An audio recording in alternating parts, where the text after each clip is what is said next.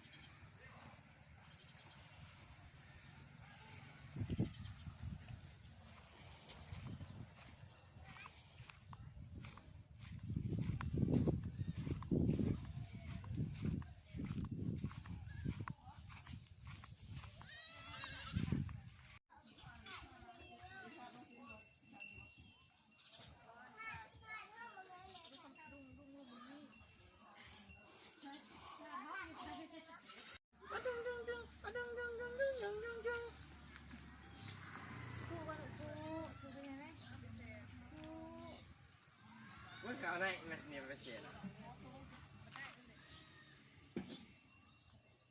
ก็เกลือน้ำไหนมันแบบสนอดยีน่ามีบวกได้เจอกับบ่อไปปลูกเอาแน่หันว่าแน่ดูวัด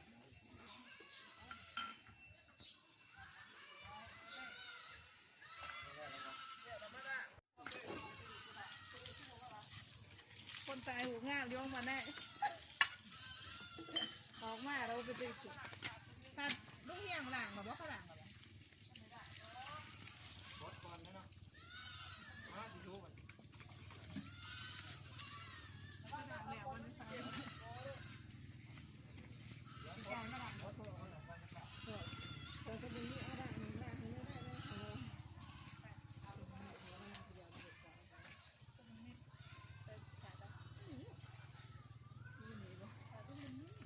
ต้องอันนี่นะ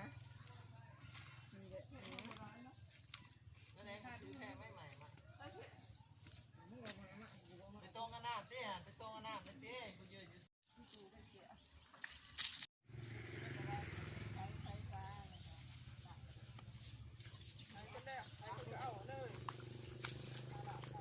ทั่วโตครับ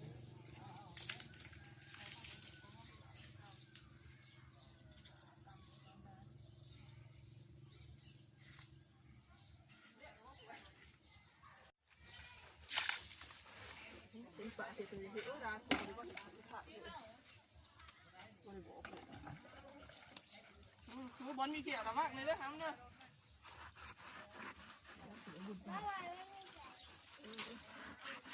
มันไม่มีเกี่ยวแต่ว่ามือเด็ดมือลูกๆสิกูรู้มั้ยแห้งมาไม่อีสานแกบกระทู้เลยเอาดูละฮดมีแห้งตัวได้ดูละเวลาก็อาใส่ตาก็ทางนี้ได้ดูทางนี้ได้ระวังมือจ้ะฮด